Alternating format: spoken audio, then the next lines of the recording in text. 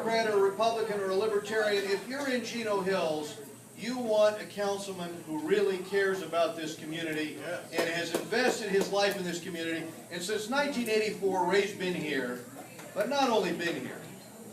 You know, if you look back to the incorporation, he was one of the fellows putting the papers together. And I don't care where you go, what commission you need to discuss, he's been on it or he's on it. You know, if your kids have been in Little League, he's been out there coaching.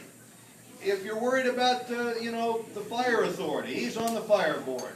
He was on the planning commission. He has held every single position in this community that one could hold, and he's held it because he's cared deeply.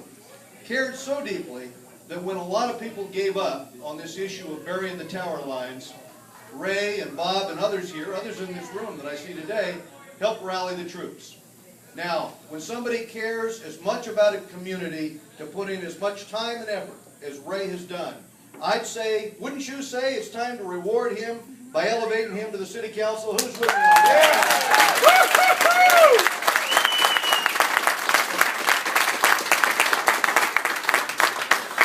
Now, how many out there have friends or neighbors or co-workers here in Chino Hills that you think you might be able to tell about Ray and his campaign? Yeah. All right? Okay. Well, I think our work going forward is pretty clear cut. We've got a lot of people to talk to between now and Election Day. But in the meantime, I'm just going to express my appreciation for you all writing a check to be here today. That's a pretty deep commitment. You've got a lot of real friends, Ray, when they write the check for you. And second, just to remind you that we'll be doing some precinct work and so forth. And lastly, I think I should say this for those who are partisans with us on this issue of burying the tower lines. Last night I had a chance to talk to Mike Peavy, who's the chairman of the PUC.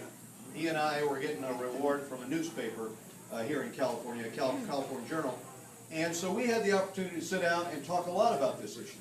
And I can tell you, and Ray, you asked me about this, I think he is very, very committed to the position now taken. And thanks to you and Bob bringing him out here and walking him and other members around to get them to reverse course, and thanks to the hearings and all the other things that you helped organize, I think we're in a position now where he is so committed that he is going to see this thing through. I don't doubt that we're going to have a few challenges along the way for medicine. But I'm just sharing with you, what he told me was that we were going to get this thing done and get these things buried. And I'll tell you a little bit more about the details later. But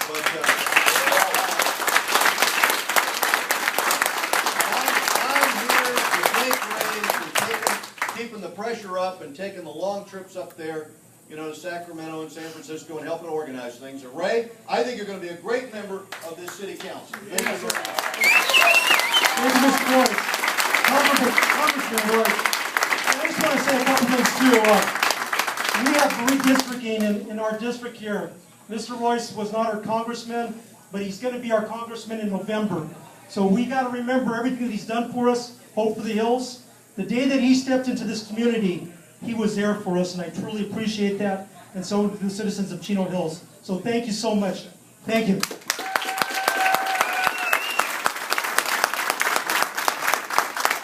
I just want to say thank you. This humbles me, looking out, looking at you guys. A lot of good friends over the years. Little League, I see people out there. The fire department, thank you for supporting me. Hope for the Hills especially. Thank you. It's Bob Goodwin and myself go way back, all the way down amongst Little League. This is maybe a few years ago, 15 years ago. But Bob was the kind of guy who was sort of rough around the edges. And, Sort of. Is that a polite way of saying that, Bob? Yeah. But he has just been a tremendous friend over the years. And I know initially, Hope for the Hills, I was behind the scenes trying to do whatever I could, do about this. But there was a day and time when I talked to Bob, and I was a little disappointed because our council that we have now that's elected sort of gave up a little bit. They chose not to move forward on this endeavor or situation that we have with Hope for the Hills as far as the power lines going underground. And that just rubbed me the wrong way. Bob and myself talked and came up with a strategic plan on some of the things we were going to do. We reached out to different people, both parties, we reached out to the community. And I'm going to tell you, this group, Hope for the Hills, they're just a tremendous group, and I'm very humbled to be part of the group, and I just want to thank you, Bob, and Hope for the Hills. So thank you.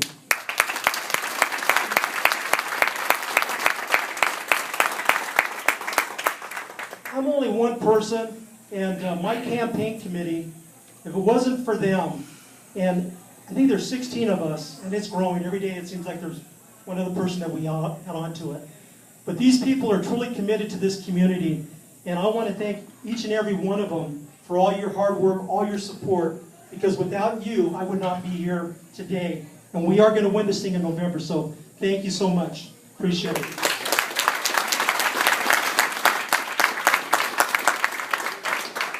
Here's another special group. This wine tasting event just turned out just to be magnificent. Mr. Greg Franke and his beautiful wife, Joellen, George and Jane. I just want to tell you, thank you from the bottom of my heart for all this work that was done. So thank you. I just want to thank them personally. So thank you.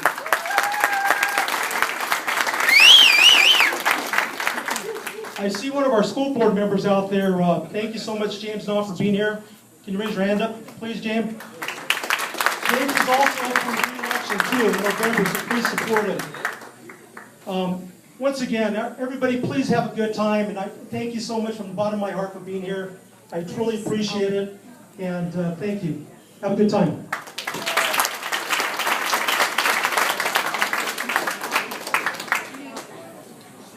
Let's hear it for Ray.